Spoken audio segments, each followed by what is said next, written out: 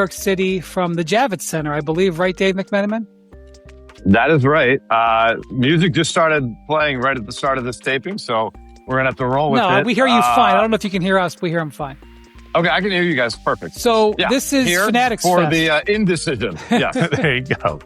So you were there, you flew all the way there from LA.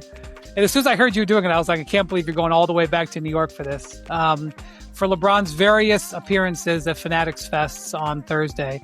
And we learned what, Dave? Okay, we did learn his first thoughts on his exit from the Lakers, and he took the high road, which is not necessarily surprising based on his initial tweet after, several hours after Rich Paul told Jeannie Buss and Rob Pelinka that LeBron would be moving on, but it was still notable. Also notable, I was trying to find a way to get in there. This is a way bigger, sprawling event than I think I realized.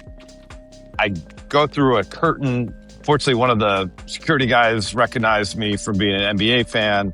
So I get spit out right in front of the stage, and they're getting ready to start the program. And so I just go try to find the first open seat right next to JJ Redick. Was he happy to see you? Yeah, I was going to say, I'm sure he was thrilled. He was friendly. He was friendly. And listen, I think to some degree, Brian, you can speak to this even better than I can. LeBron's a showman. And this was part of the program to continue to hype up the last major basketball decision of his career. And there have already been 2 events on Thursday. There's a third one on Thursday, a Time 100 Gala. And there's a 4th event Friday where he has a live taping of The Shop with Novak Djokovic as the special guest.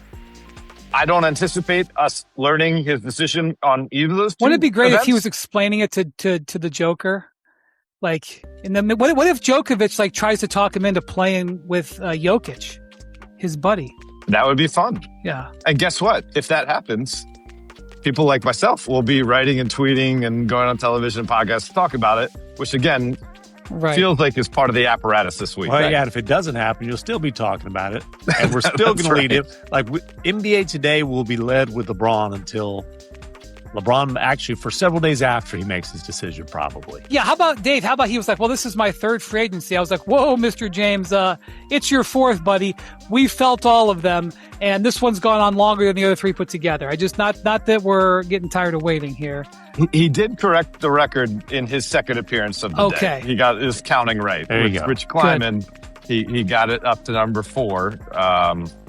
So, yeah, I mean, listen, this is a legitimate process to some degree, of course, because all the factors he has to weigh, trying to land the plane correctly at what's been a Hall of Fame career, if not a top 3 or 2 or 1 best career in NBA history.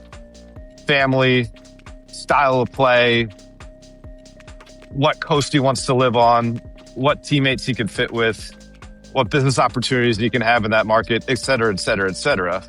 But Brian, as you have kind of reported on over the last week or so, and it is my gut instinct, if he's not 100% where he's going yet, he's got to be darn close to 99% at this point.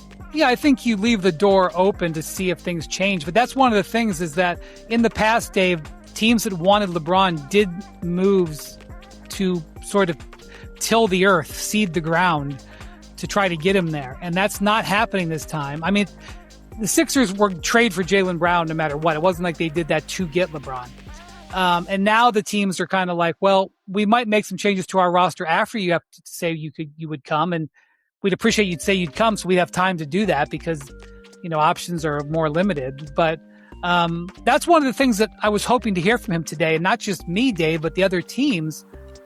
They wanted to hear what his priorities were because, for example, as you reported on and talked about throughout the season, this last year playing with Luka and Austin Reeves, LeBron became a 3rd option, and he had to generate offense sometimes by just outrunning people up and down the court, and he had to stand on the side. He had never played that way before. So, I don't know how much of that contributed to him leaving the Lakers, but, it had to be on the decision pie. So does he want to then go to Cleveland, for example, where it's, I know that James Harden and Donovan Mitchell are not the same as Reeves and Doncic, but it's comparable, and play the same style? Does he, that would be the case in Philadelphia? Like, what's his, that's the thing that, we don't know. I have no doubt he would fit anywhere. He can play all 5 positions even now. I have no doubt he can play different ways, but what does he want to do? That, Dave, I think is what teams are interested in finding out.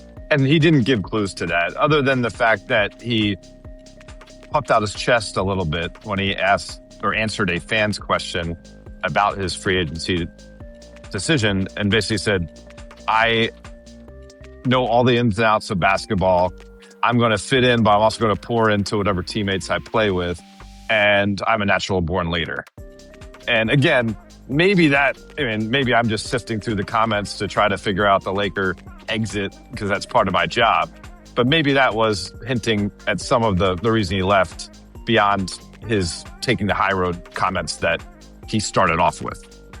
Well, you mentioned earlier landing the plane. You've been working. Did you hear about Pat Riley's comments today at Giannis's press conference? I actually have not. I'd love to hear it. So Pat Riley made sure he was on stage for Giannis's arrival. And they did a big press conference today. They didn't just do it in the media room where there's the constant buzz. Any interview you ever see in the Heat's interview room, you just listen, you hear a buzz in the background. It's literally, you are right. It's totally been there for 20 years. I would know that buzz in my sleep. They were out in the court, and Pat Riley said, we landed one plane. Now we got to land the other. And I don't think he was talking about Contavious Caldwell-Pope.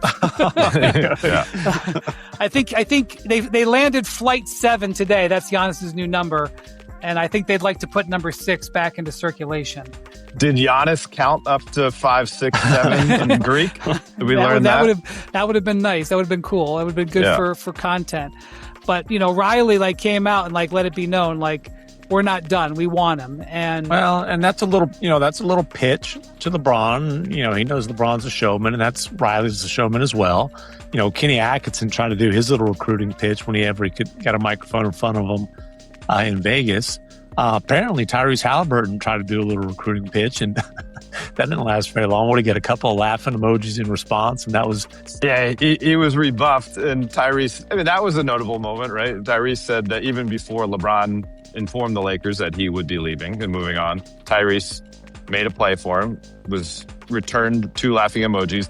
I do think that helps me try to answer the other question that I've been really curious about. Rich Paul told me that 27 teams he's been in contact with, or they've contacted him about LeBron. And we know the Lakers aren't. I don't know if the Lakers count on that. That's what I said, because the Lakers did want to meet with them. Right. So they did. So let's say the Lakers still count. So what are the 3 teams that didn't? Indiana, I was I don't know if that would be one, but I guess Indiana is. Do we think Memphis did? Good point. We got a great Airbnb. So I have to believe that I should find out if Boston did. I think Boston would rank 30th on his list. I really honestly do. He hates Boston. I wonder if OKC did. I wonder if the Spurs did. I don't know. My understanding, there was some sort of Spurs dialogue. I don't know whether it was pitching, but it was some sort of dialogue. If there's a premium clutch client on the team, they probably did, which in the case of San Antonio, and the Spurs clearly do Fox, have that. Yeah, I would say so. And by the way, the Thunder might do it just because they would be well, the Spurs are probably going to reach out because of Fox. We should reach out too. I wouldn't be surprised if they did, if nothing else than just play defense. But I would guess Memphis might not have, and